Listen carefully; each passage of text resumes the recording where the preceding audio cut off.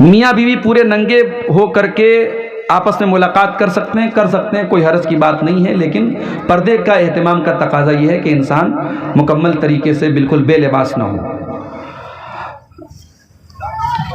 انسان اگر اپنے ہاتھوں سے، آج کل جیسے بعض نوجوانوں میں جو برائی ایک بڑی عام طور سے پائی جاتی ہے، اپنے ہاتھوں سے وہ جو غلط کام کرتے ہیں اس کے بارے میں سوال کیا، اس کا کفارہ کیا ہے؟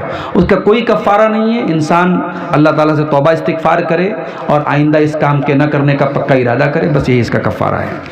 میاں بیوی میں سے کوئی زنا کرے اور پھر ان میں سے کسی کو پتہ چل جائے، ان میں سے کوئی ایک دوسرے کو اپنی غلطی بتا دے، تو میاں یا بیوی اس کی اس وقت کیا کریں؟ دیکھیے، شریعت میں ایسے موقع پر اگر شوہر بیوی کے اوپر شک کر رہا ہے یا اس نے زنا کرتے ہوئے دیکھا ہے مان لیجیے، یا بیوی مان لیجیے اقرار ہی کر لیا کہ میں نے زنا کیا ہے، لیکن اسلام میں کسی کے صرف اقرار کر لینے سے تو مسئلہ حل ہوتا نہیں ہے، یا کسی پر الزام لگا دینے سے مسئلہ نہیں حل ہوتا ہے۔ اسلام میں زنا ایک بہت بڑا کرائم ہے اور اس کے لیے 4 گواہ کی ضرورت ہے۔ تو اسلام میں ایک طریقہ بتایا گیا لعان کا۔ اگر شوہر عورت پر الزام لگا رہا ہے زنا کا اور عورت انکار کر رہی کہ میں نے نہیں کیا ہے، تو ایسے موقع پر اسلام میں لعان کا حکم ہے۔ لعان میں کیا ہوتا ہے کہ مرد جو ہے وہ 5 بار قسم کھاتا ہے، 4 بار وہ اللہ کی قسم کھا کے کہتا ہے کہ میں سچ بول رہا ہوں، اس عورت نے غلط کام کیا ہے، اور 5ویں بار وہ کہے گا کہ اگر میں جھوٹ بول رہا ہوں تو میرے اوپر اللہ کی لعنت ہو۔ اور پھر عورت بھی 5 بار قسم کھائے گی، 4 بار قسم کھائے گی کہ یہ آدمی جھوٹ بول رہا ہے، اور 5ویں بار وہ قسم کھائے گی کہ اگر میں جھوٹ بول رہی ہوں تو میرے اوپر اللہ کی لعنت ہو۔ تو یہ اس صورت میں ہے جب شوہر بیوی پر الزام لگا رہا ہو اور بیوی انکار کر رہی ہو۔ لیکن سوال میں یہ پوچھا گیا کہ زنا کیا ہے کسی نے، اور یہ بات بیوی کو پتہ چل گئی یا بیوی نے کیا تو شوہر کو پتہ چل گئی، تو دیکھیے اگر بیوی نے یہ کام کیا ہے اور اس کو اپنی غلطی کا احساس ہے اور شوہر اس سے محبت کرتا ہے، اس کو رکھنا چاہتا ہے، تو اس کو ایک موقع دینا چاہیے، اس سے توبہ استغفار کروائے اور آئندہ زندگی میں پکے عزم کے ساتھ کہ آئندہ وہ یہ کام نہیں کرے گی، اس کو اپنے نکاح میں رکھ سکتا ہے۔ اور اسی طریقے سے اگر شوہر نے یہ کام کیا ہے اور اس کو بھی احساس ہے تو اللہ تعالیٰ سے توبہ کر لے، اور جہاں تک اگر اللہ تعالیٰ نے آپ کے گناہ پر پردہ ڈالا ہے تو آپ کے اپنے گناہ کی نمائش کرنے کی ضرورت نہیں ہے، آپ اللہ تعالیٰ سے توبہ کر لیجیے، یہ آپ کے اور اللہ کے بیچ کا معاملہ ہو جائے گا، اور یہاں ایک دوسرے کو کوئی سزا دینے کا کوئی معاملہ نہیں ہے، اور نکاح دونوں کا باقی رہے گا انشاءاللہ۔ کیا بیوی سے 3 طلاق دینے کے بعد پھر شادی کر سکتا؟ اگر 3 طلاق ایک ساتھ دیا ہے تو وہ ایک مانی جائے گی۔ اگر 3 طلاق ایسے جو ہمارے عام طور سے لوگ بول دیتے ہیں تو وہ ایک طلاق مانی جائے گی۔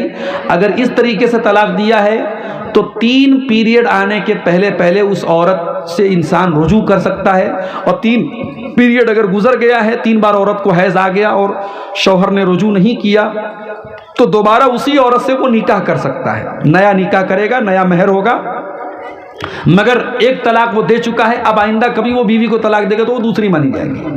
لیکن اگر 3 الگ الگ ٹائم میں طلاق دیا ہے، ایک بار طلاق دیا پھر رجوع کر لیا، پھر کبھی طلاق دیا پھر رجوع کیا، پھر تیسری طلاق دینے کے بعد دوبارہ پھر وہ دونوں میاں بیوی شادی نہیں کر سکتے۔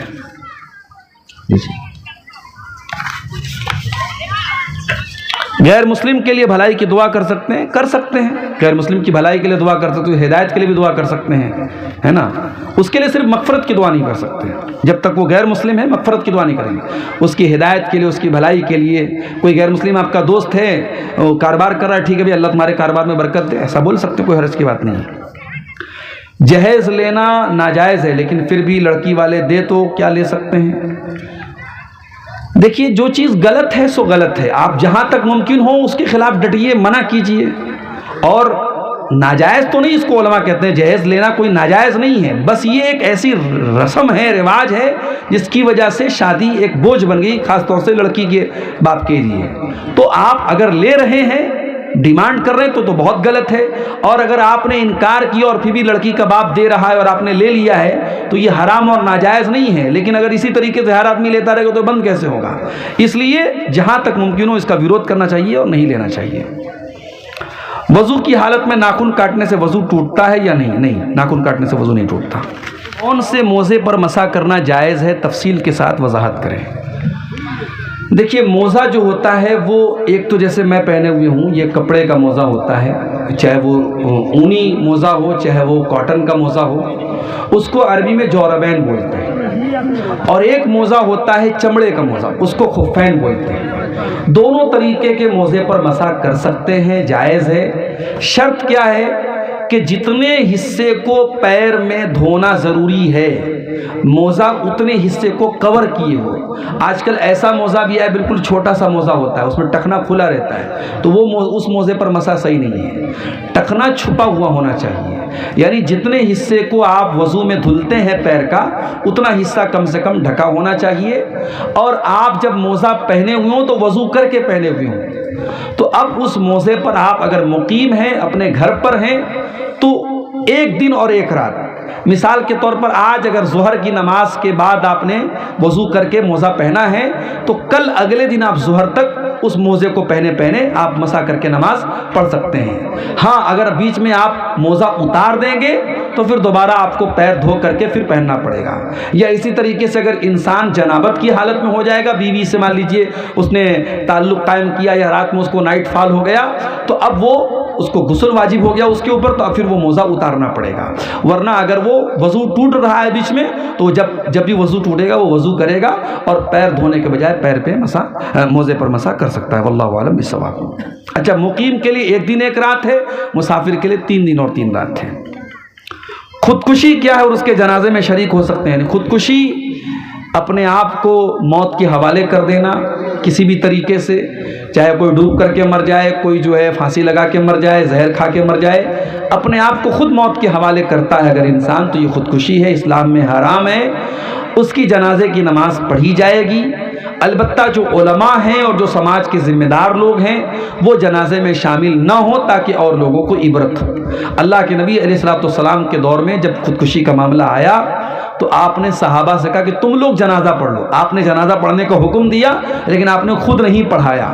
تو اس میں دونوں میسج ہے، جنازہ پڑھا جائے گا، وہ مسلمان ہے، اس کو مسلمان کے قبرستان میں دفن بھی کیا جائے گا، لیکن جو علماء ہیں، جو ذمہ دار ہیں، وہ پرہیز کریں گے۔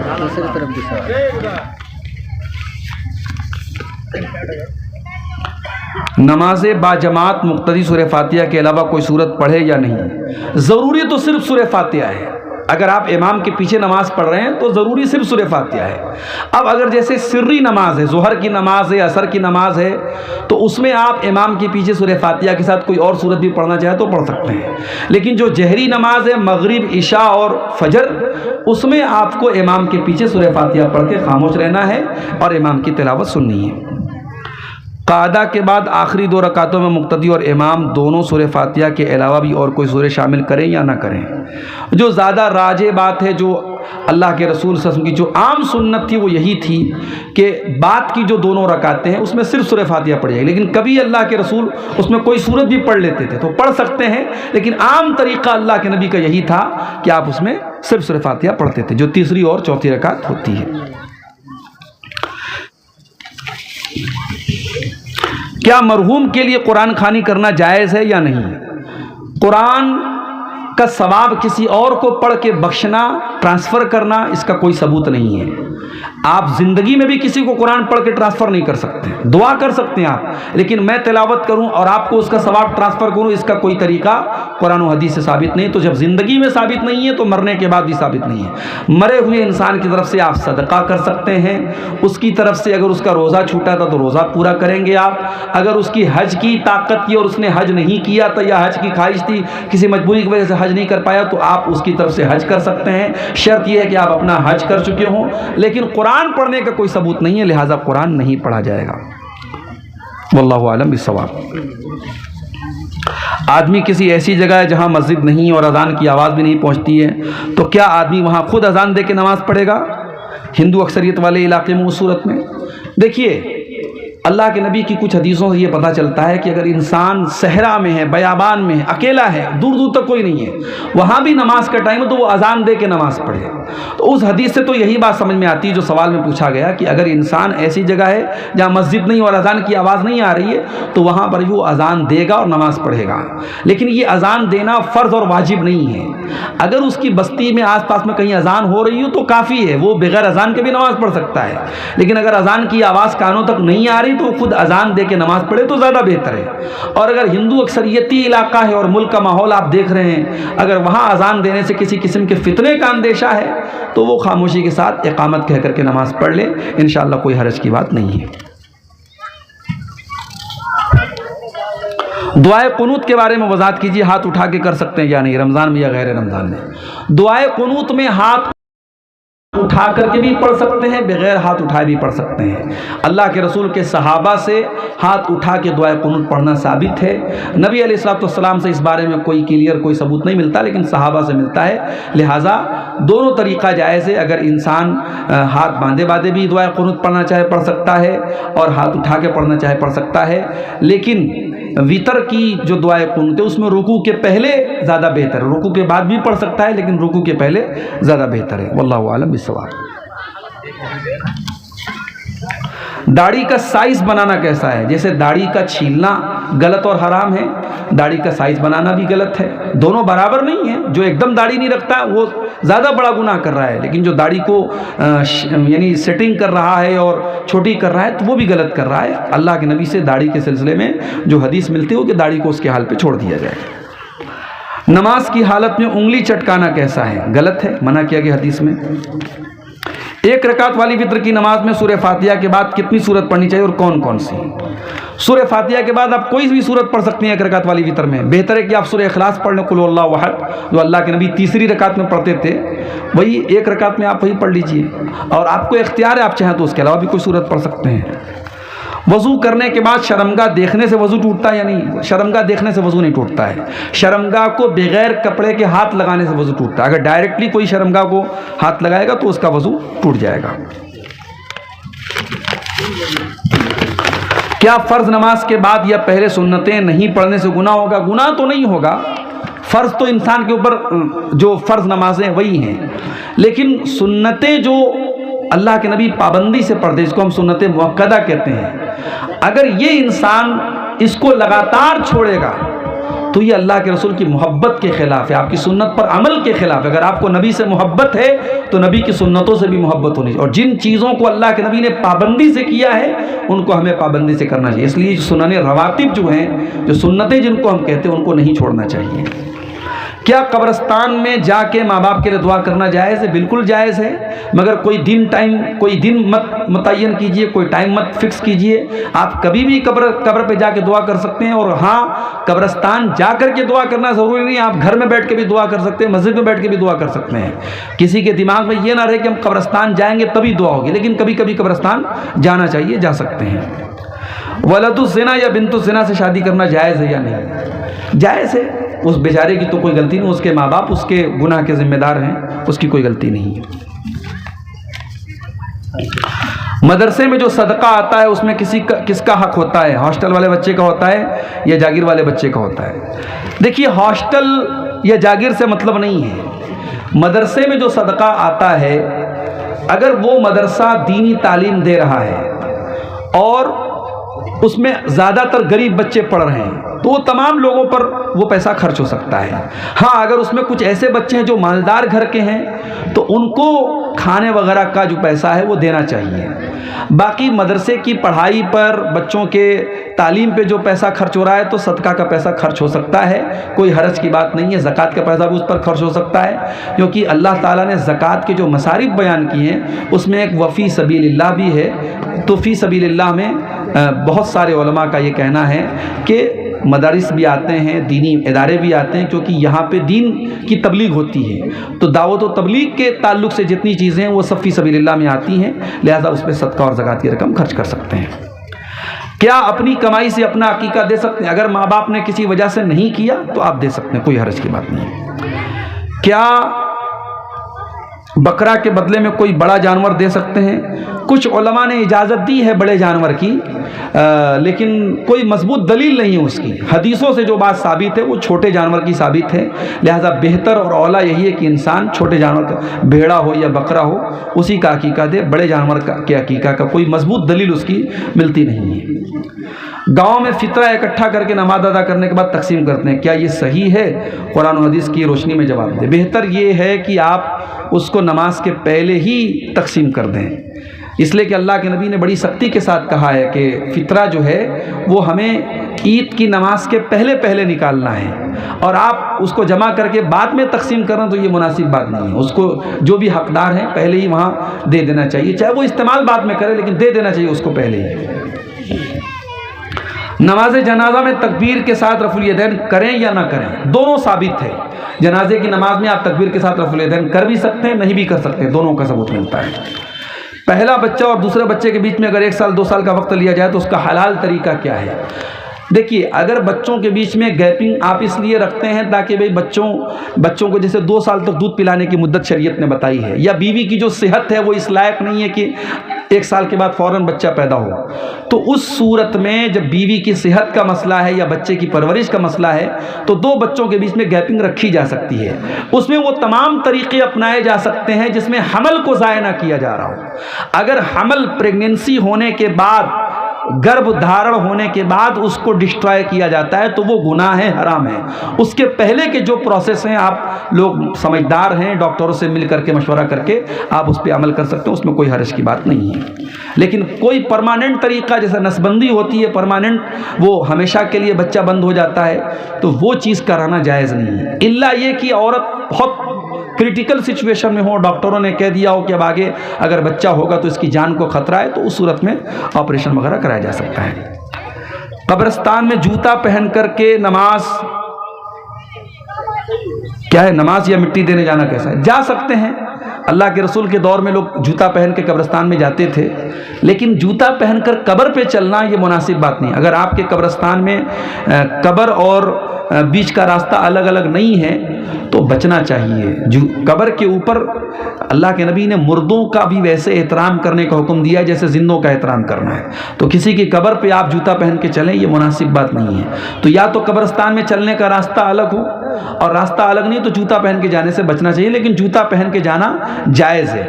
اور اگر جوتا پہن کے آپ نماز پڑھتے ہیں جنازے کی تو نماز بھی پڑھ سکتے ہیں۔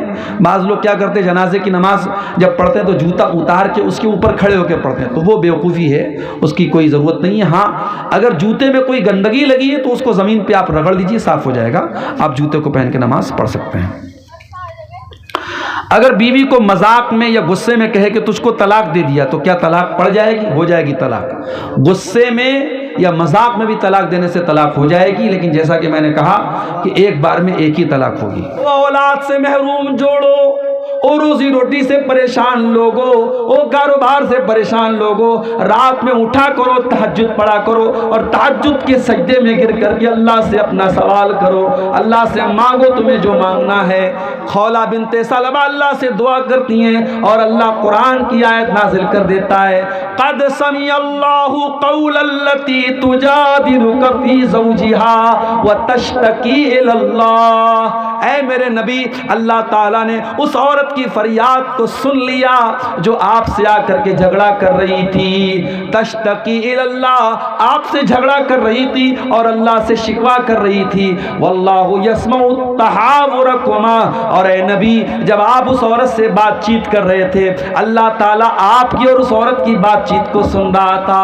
حضرت عائشہ قرآن کی آیت کے نازل ہونے کے بعد کہتی ہیں، بڑی پاک ہے وہ ذات جو عرش کے اوپر مستوی ہے، جو 7 آسمان کے اوپر عرش پر اس کی ذات ہے، لیکن وہ عرش والی ذات اپنی بندی کی بات چیت کو سن رہی تھی۔ اللہ تعالیٰ اپنی اس بندی کی بات چیت کو سن رہا تھا، جبکہ میں وَأَنَا فِي نَاحِيَةِ الْبَيْتِ، میں اسی گھر کے کونے میں تھی، میں اس عورت کی بات نہیں سن پائی، مگر نبی سے اس عورت نے جو بات چیت کی وہ اللہ تعالیٰ نے سن لی۔ یہ ایمان ہونا چاہیے ہمارا، اللہ کا وہ ڈر ہونا چاہیے ہمارے اندر۔ دنیا میں کوئی دیکھے یا نہ دیکھے، اللہ دیکھ رہا ہے، اور اللہ جو دیکھ رہا ہے میرے پیارے ساتھیوں تو اللہ حساب بھی لے گا۔ فَمَن يَعْمَلْ مِثْقَالَ ذَرَّةٍ خَيْرًا يَرَهُ، ذرہ برابر تم کوئی نیکی کرو گے وہ بھی سامنے دیکھ لو گے، وَمَن يَعْمَلْ مِثْقَالَ ذَرَّةٍ شَرًّا يَرَهُ، اور ذرہ برابر تم کوئی گناہ کرو گے وہ بھی تم اپنے سامنے دیکھ لو گے۔ اللہ کے ترازو پر سب کو تولا جائے گا. فَمَن يَعْمَلْ مِثْقَالَ ذَرَّةٍ خَيْرًا يَرَهُ. اللہ کے ترازو پر تمہارے نام اعمال میں اگر کوئی نیکی ہوگی تم اس کو بھی سامنے دیکھ لو گے.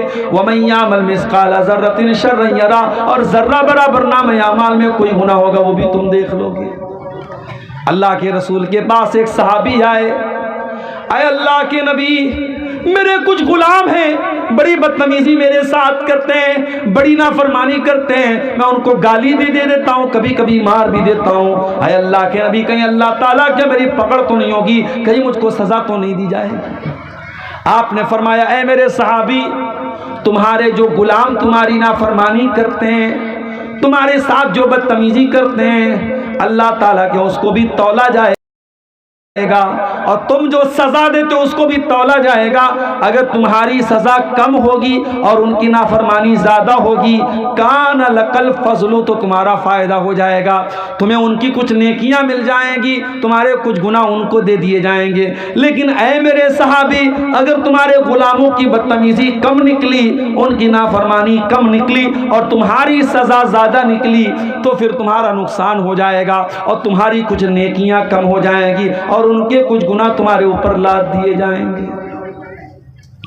نبی نے اتنا کہا، صحابی ایک کونے میں گئے، زاروں قطار رونے لگے، دہاڑے مار مار کے رونے لگے اور کہنے لگے اللہ کے نبی، میں اپنے غلاموں کو سزا تو دیتا ہوں مگر میں ناپ تول کے نہیں دیتا ہوں. میں نے ناپ تول کے تو نہیں دیا ہے، مجھے کیا پتا کہیں اگر میری سزا زیادہ ہو گئی اور ان کی نافرمانی کم ہو گئی، اے اللہ کے نبی تب تو میرا بہت نقصان ہو جائے گا.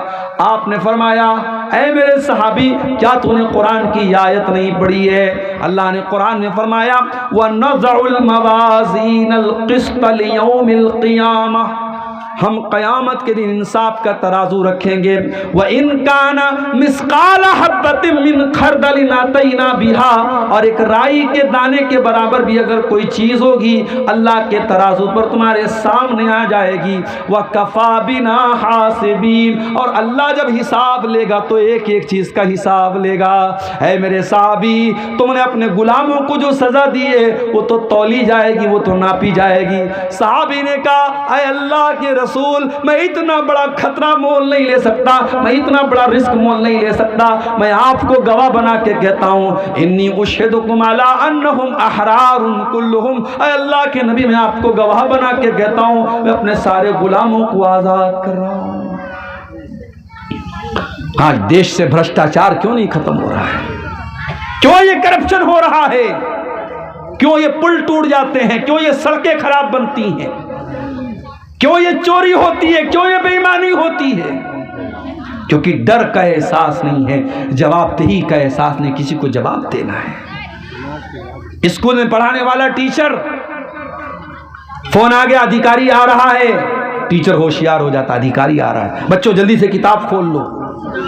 ٹائم سے سارے ٹیچر اسکول میں آ گئے، ادھیکاری آ رہا ہے. تمہیں دنیا کے آفیسر کا اتنا ڈر ہے کہ تم دنیا کے آفیسر کے آنے پر اپنے کام کو صحیح طریقے سے کرنے لگتے ہو. کاش ہے دنیا والوں تم کو اپنے اوپر اس ذات کا بھی اتنا ڈر پیدا ہو جائے، اس کی پکڑ کا بھی اتنا ڈر پیدا ہو جائے جو ہر لمحہ تمہارے اوپر نظر رکھے ہوئے، جو تمہاری ایک ایک ایکٹیویٹی کو جو ذات دیکھ رہی ہے. میرے پیارے بھائیو، دنیا میں اسکول میں بچہ فیل ہو جاتا ہے، اسٹوڈنٹ فیل ہو جاتا ہے، اس کا رزلٹ اس کو دیا جاتا ہے. اسکول میں بچے کے ماں باپ بات دے کہتے ہمارا بچہ تو بہت اچھا امتحان دے کے گیا، آپ نے فیل کیسے کر دیا؟ اسکول والے کہتے ہیں ٹھیک ہے، اپنے آپ کے بچے کی کاپی نکلوا لیتے ہیں. بچے کی کاپی نکلوائی جاتی ہے اور کاپی دکھا کر کے ٹیچر دکھا دیتا ہے دیکھ لیجیے آپ کے بچے نے کیا لکھا تھا اور کیا اس کو نمبر ملا ہے. یہ دنیا کا ایک سسٹم ہے. قیامت کے دن کا سسٹم کیا ہوگا؟ اللہ فرماتا ہے وہ میرے بندو کان کھول کر کے سن لو، وَكُلَّ إِنسَانٍ أَلْزَمْنَاهُ طَائِرَهُ فِي عُنُقِهِ وَنُخْرِجُ لَهُ يَوْمَ الْقِيَامَةِ كِتَابًا يَلْقَاهُ مَنشُورًا.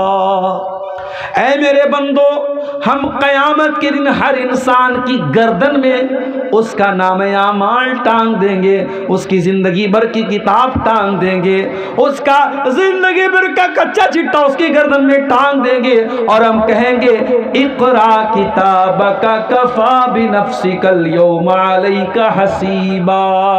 اے میرے بندے، آج ہم تیرا حساب نہیں لیں گے، آج تو خود اپنا حساب کر لے، تیری کتاب کیا بول رہی ہے، تیرے نام اعمال کیا بول رہے ہیں، تو خود اپنا حساب کر لے، ہمیں کچھ بتانے کی کہنے کی ضرورت نہیں ہے۔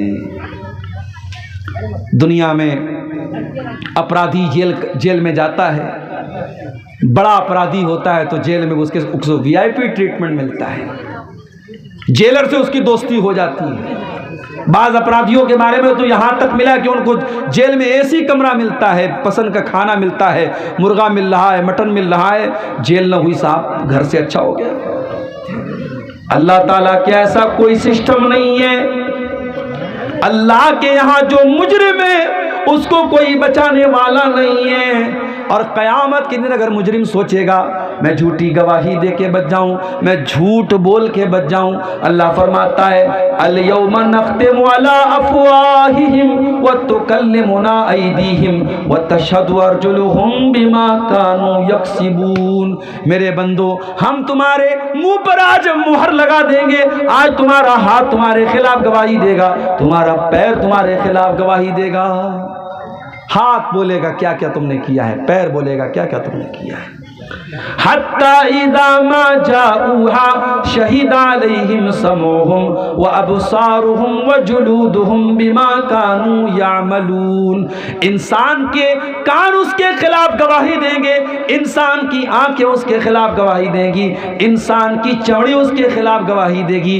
وقالوا لجلودہم لما شہدتم علینا، اور انسان اپنی چمڑی سے کہے گا تو کیسے بول رہی ہے، قالوا انطقنا اللہ الذی انطق کل شیء، انسان کی چمڑی کہے گی آج اللہ نے ہم کو بولنا سکھایا، ہم بول سکتے ہیں۔ جب آج اے آئی کا دور آ گیا، اے آئی کے دور میں اتنی چیزیں جو امپاسبل تھی پاسبل ہو گئی۔ آپ یہاں بیٹھے ہیں، یہاں پلسا میں بیٹھے، آپ کا فوٹو میں نے یہاں لیا ہے اور اس فوٹو کو میں ویڈیو بنا کے تاج محل کے پاس آپ کو پہنچا سکتا ہوں، جامع مسجد کے پاس آپ کو پہنچا سکتا ہوں۔ اے آئی کے ذریعے سب ممکن ہے۔ تو جب اے آئی کے ذریعے انسان اتنی ترقی کر سکتا ہے تو وہ اللہ جس نے انسان کو اتنا دماغ دیا ہے، میرے پیارے ساتھیوں، کل قیامت کے دن وہ اللہ تبارک و تعالی ہماری چمڑی کو بھی ہمارے خلاف گواہ بنا کر کے کھڑا کر دے گا۔ اب ذرا سوچو، ہمارا ہاتھ ہمارے خلاف گواہی دے رہا ہے، ہمارے پیر ہمارے خلاف گواہی دے رہے ہیں، ہماری چمڑی ہمارے خلاف گواہی دے رہے ہیں۔ میرے پیارے ساتھیوں، ان تمام چیزوں سے اگر ہمیں بچنا ہے تو ہمیں پھر قرآن کی اسی آیت کی طرف لوٹنا پڑے گا جو خطبہ مسنہ کے بعد میں نے پڑھی تھی۔ ہمیں اللہ کے ذکر سے اپنا تعلق جوڑنا پڑے گا۔ میں یہ نہیں کہتا کہ آپ کاروبار نہ کریں، آپ روزی روٹی نہ کمائیں، یقیناً بے شک آپ خوب پیسہ کمائیں، ہمارے مدرسے نہیں چلیں گے اگر آپ پیسہ نہیں کمائیں گے، ہماری مسجدیں بند ہو جائیں گے اگر آپ پیسہ نہیں کمائیں گے۔ آپ کا پیسہ کمانا، دولت کمانا یہ برا نہیں ہے، مگر دولت کو سب کچھ سمجھ لینا یہ برا ہے۔ اسی لیے اللہ نے ہمیں جو دعا سکھائی قرآن میں، ربنا آتنا فی الدنیا حسنہ وفی الآخرۃ حسنہ وقنا عذاب النار۔ اے اللہ، ہم کو دنیا میں بھی تو بھلائی عطا فرما اور آخرت میں بھی ہم کو بھلائی عطا فرما اور جہنم کی آگ سے ہم کو بچا لے۔ اور اسی لیے اللہ تعالیٰ نے قارون جیسے پیسے والے کو نصیحت کی، فرمایا وابتغ فیما آتاک اللہ الدار الآخرہ۔ اے قارون، تجھ کو جو دولت ملی، جو پیسہ ملا، اس دولت کے ذریعے تو آخرت کی تیاری کر۔ ولا تنس نصیبک من الدنیا، اور دنیا میں جو تیرا حق ہے اس کو تو مت بھول، دنیا میں جو تیرا حق ہے، جو حصہ ہے اس کو مت بھول، لیکن آخرت کی تیاری کر۔ میرے پیارے ساتھیوں، ہمارا جو بنیادی مقصد ہونا چاہیے وہ آخرت کی تیاری ہونا چاہیے۔ دنیا کی یہ 4 دن کی زندگی ہے، یہ دغاباز زندگی زندگی ہے، یہ بے وفا زندگی ہے، یہ دھوکے کا سامان ہے۔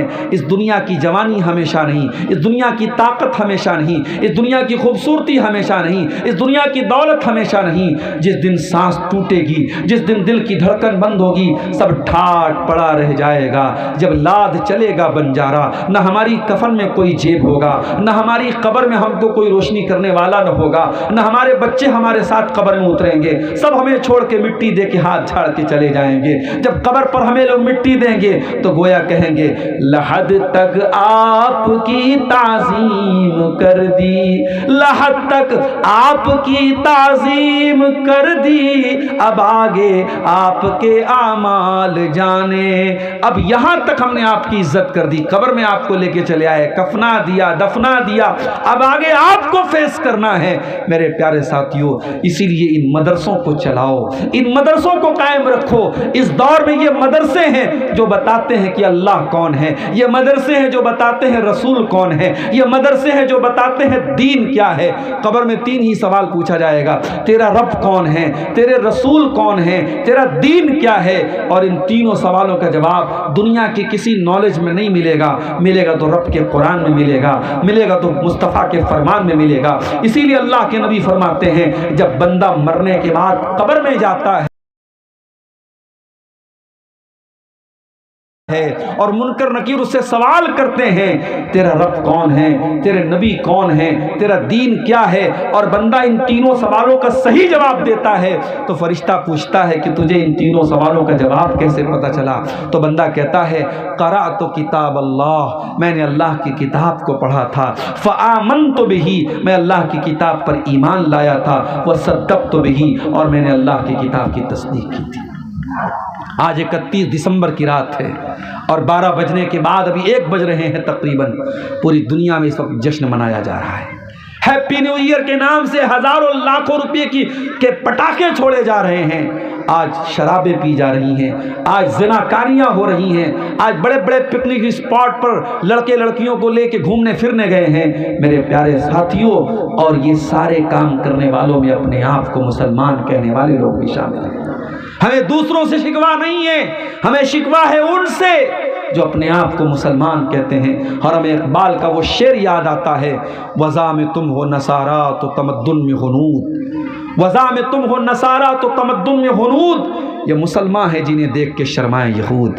ہماری کون سی حرکت ایسی ہے جو ہم کو مسلمان دکھا رہی ہے؟ جب ہمارا رہن سہن، ہماری عورتوں کا لباس، ہماری چال ڈھال سب کچھ یہ بتا رہی ہے کہ ہمارا اسلام سے کوئی لینا دینا نہیں ہے، تو پھر ہم کس چیز کے مسلمان ہیں میرے پیارے ساتھیوں؟ اس لیے ہمیں اور آپ کو قرآن کی اس آیت پر عمل کرنا چاہیے، یا ایھا الذین آمنوا ادخلوا فی السلم کافہ، اے ایمان والو ادھورے مسلمان مت بنو، دعوے داری والے مسلمان نہ بنو، زبانی مسلمان نہ بنو، اسلام میں پورے کے پورے داخل ہو جاؤ۔ اگر اسلام کو فالو کرتے ہو تو تمہارے لباس سے بھی پتہ چلنا چاہیے کہ تم مسلمان ہو، تمہاری عورت کے پردے سے بھی پتہ چلنا چاہیے کہ تم مسلمان ہو، تمہاری اولاد کے چال چلن سے بھی پتہ لگنا چاہیے کہ تم مسلمان ہو، تمہارے شادی بیاہ سے پتہ لگنا چاہیے کہ تم مسلمان ہو۔ آج کتنے جگہوں پر، کانپور میں ابھی ایک پروگرام میں گیا، بتایا وہاں لوگوں نے مسلمان کی شادی میں ڈی جے بج رہا ہے۔ اپنے آپ کو اہل حدیث کہنے والے کچھ لوگ بھی ایسے ہیں وہاں جو آج اپنے شادیوں میں ڈی جے بجوا رہے ہیں اور گانے ناچ گانے کروا رہے ہیں۔ یہ شرم سے چلو اور پانی میں ڈوب مرنے کی بات ہے میرے ساتھیوں۔ اگر ہماری شادیوں میں اور غیروں کی شادیوں میں کوئی فرق نہیں ہے تو پھر ہم کاہے کے مسلمان ہیں؟ نبی نے فرمایا من تشبہ بقوم فہو منہم، جو کسی قوم کی نقل کرے وہ انہی میں سے۔ اسی لیے یہ برتھ ڈے منانا، یہ اینیورسری منانا، یہ سالگرہ منانا، یہ نیا سال منانا، یہ مدرس ڈے منانا، یہ فادرس ڈے منانا، یہ چونچلے بازی اسلام میں نہیں ہے، معاف کیجیے گا۔ اگر فادر سے محبت ہے، باپ سے محبت ہے تو باپ کے لیے فادرس ڈے کا انتظار نہ کرو، روزانہ ٹائم نکالو، باپ کے ساتھ بیٹھو، باپ کے سکھ دکھ میں شامل ہو جاؤ۔ اور یہ بات یاد رکھو، تم دنیا میں جتنی بھی ترقی کر لو تم اپنے باپ کے بیٹے ہی رہو گے، باپ کے احسانات سے تم کبھی پیچھا نہیں چھوڑا سکتے میرے ساتھی.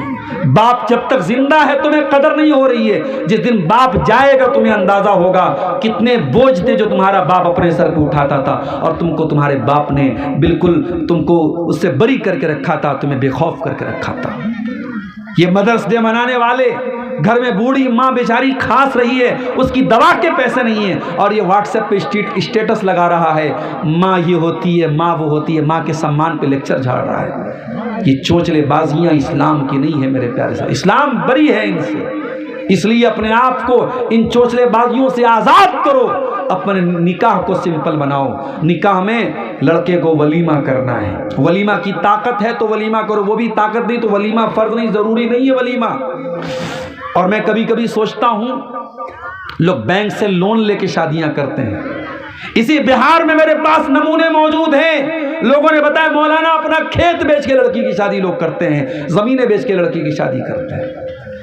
اور یہ ساری قربانی دے کر جب آپ شادی کرتے ہیں اور لوگوں کو دعوت کھلاتے ہیں تو یہ بغیرت لوگ آپ کے یہاں آ کر کے دعوت کھائیں گے, ہاتھ دھو کے چلے جائیں گے اور کہیں گے ارے یار کھانا بہت اچھا نہیں تھا, چاول ایسا تھا تو گوشت ایسا تھا تو روٹی ایسی تھی, وہ کمنٹ کر کے چلے جائیں گے. اس کا مطلب یہ ہوا کہ ہم ہزاروں لوگوں کو جو کھانا کھلا رہے ہیں اپنی گاڑی کمائی سے, قرضے لے کر, لون لے کر, یہ ہمارے کوئی خیر خواہ لوگ نہیں ہیں.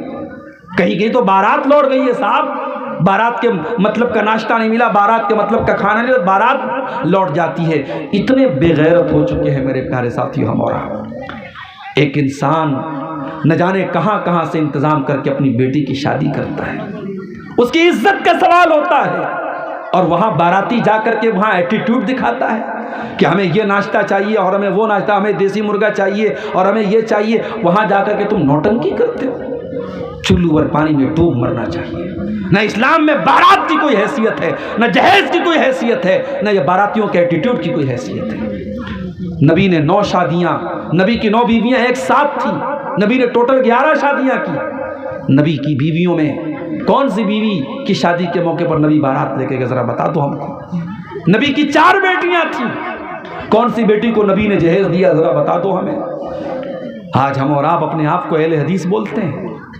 ہمارا ہاتھ سینے پر, ہم نماز میں رفع الیدین کرنے والے, آمین زور سے بولنے والے, صرف ہم نماز کے اہل حدیث ہیں, صرف ہم عبادت میں اہل حدیث ہیں؟ نہیں میرے ساتھی, ہمیں اپنی شادیوں میں بھی اہل حدیث بننا پڑے گا. ہمیں اپنے لین دین میں بھی اہل حدیث بننا پڑے گا. اہل حدیث وہ ہے جو قرآن و حدیث پر چلنے والا ہو, جس کا اخلاق بھی قرآن و حدیث والا, جس کی شادی بیاہ بھی قرآن و حدیث والی, جس کا لین دین بھی قرآن و حدیث والا. آج افسوس کی بات ہے کتنے ہمارے اسی سیمانچل کے علاقے میں دیکھتا ہوں نماز سے کوئی مطلب نہیں ہے. پیسہ آ رہا ہے, مدرسے میں خوب چندہ دے رہے ہیں, مسجد میں خوب چندہ دے رہے ہیں, نماز سے کوئی مطلب نہیں ہے. اللہ کی رسی بہت ڈھیلی کر کے رکھی. اللہ نے جن رسی ٹائٹ کر لے گا تمہیں سڑک پر آتے ہوئے دیر نہیں لگے گی. دنیا میں مثالیں موجود ہیں, کل کروڑ پتی تھے آج سڑک پر آ گئے, کل بادشاہ تھے آج کٹورا مانگ کے بھیک مانگ رہے ہیں, کٹورا لے کر کے. اللہ کی پکڑ سے ڈرو میرے بھائیو. اگر تم نماز نہیں پڑھتے اور تب بھی اللہ روزی دے رہا ہے, تم اللہ کو یاد نہیں کرتے تب بھی تمہارا کام چل رہا ہے, تو یہ مت سمجھو کہ اللہ تم سے خوش ہے. اللہ نے ڈھیل دے کے رکھی, اور جس دن اللہ رسی کو ٹائٹ کرے گا تمہارے پاس بھاگنے کا راستہ نہیں بچے گا. اسی لیے اللہ قرآن میں کہتا ہے رجال اللہ تلہیہم تجارت ولا بیع عن ذکر اللہ.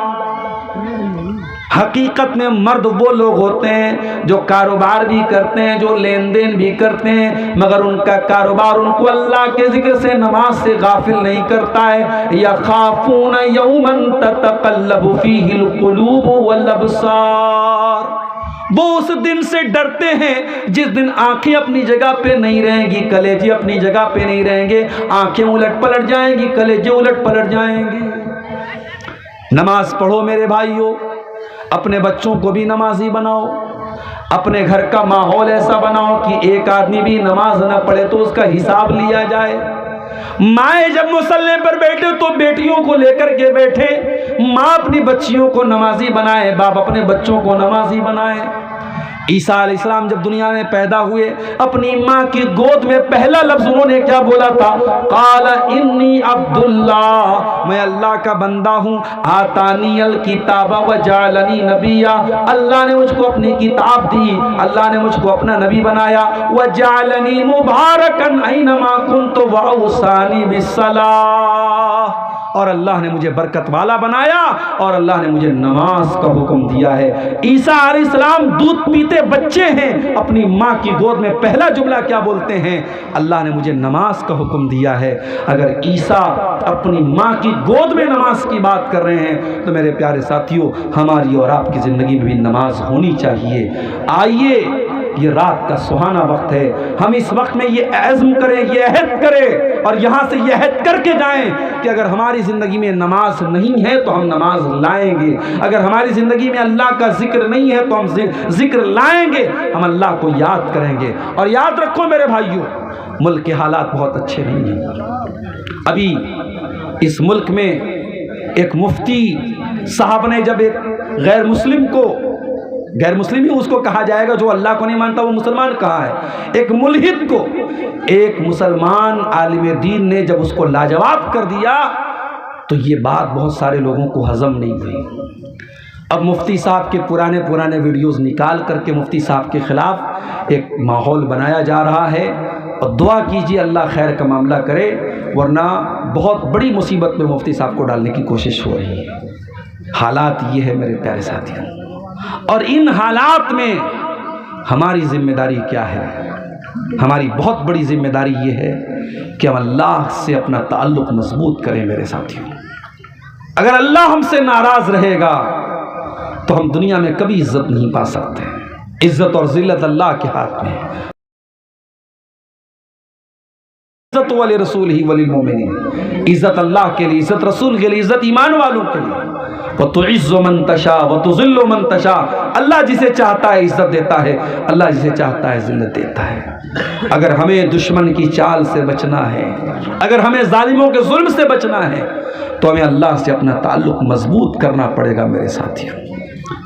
اسی لیے اللہ قرآن میں کہتا ہے فَاذْكُرُونِي أَذْكُرْكُمْ وَاشْكُرُوا لِي وَلَا تَكْفُرُونَ، مجھے یاد کرو میں تمہیں یاد کروں گا۔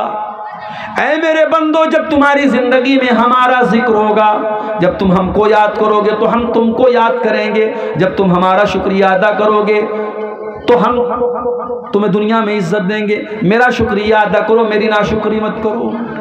اسی لیے اللہ تعالیٰ کو اگر ہم یاد کریں گے تو اللہ تعالیٰ ہر موقع پر ہم کو یاد رکھے گا اور ہم پر اپنے کرم کی بارش کرے گا۔ اس لیے میرے ساتھیوں، ملک کے موجودہ حالات میں جب ہمیں اپنی جان کے متعلق، اپنی مساجد کے متعلق، اپنی آبرو کے متعلق، اپنے وجود کے متعلق ہمیں بہت سارے خطرات اور اندیشے ہیں، ایسے نازک موڑ پر ہم ہندوستان میں اس وقت کھڑے ہیں، ہمیں اور آپ کو اللہ سے اپنے تعلق کو مضبوط کرنے کی ضرورت ہے میرے پیارے ساتھیوں۔ اور قرآن کی وہی آیت میں پھر سے ریپیٹ کر رہا ہوں، وَمَنْ أَعْرَضَ عَنْ ذِكْرِي فَإِنَّ لَهُ مَعِيشَةً ضَنْكًا، کہ جو میرے ذکر سے منہ موڑے گا ہم اس کی زندگی کو تنگ بنا دیں گے اور اسے قیامت کے دن ہم اندھا بنا کر کے اٹھائیں گے۔ میرے پیارے ساتھیوں، جلسے کے ذمہ داران نے مجھ سے ایک بات کی کہی تھی کہ کچھ لوگ ابھی تک ایسے ہیں اس جلسے میں جنہوں نے جلسے کو تعاون نہیں کیا ہے اور وہ آپ کے ہاتھ پہ آ کر کے کچھ تعاون کرنا چاہتے ہیں۔ جلسے والوں نے مجھ سے گزارش کی تھی کہ بہت پچھڑا علاقہ ہے اور یہاں ادارے کے لیے تعاون کی ضرورت ہے۔ یہ انہوں نے بھائی صاحب نے اچھا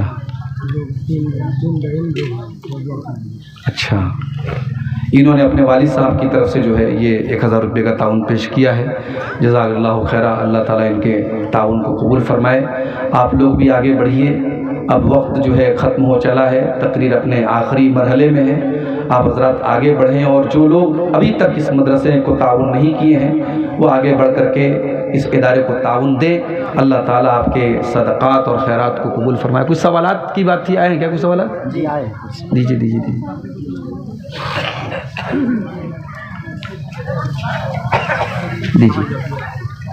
اکٹھے دیجیے۔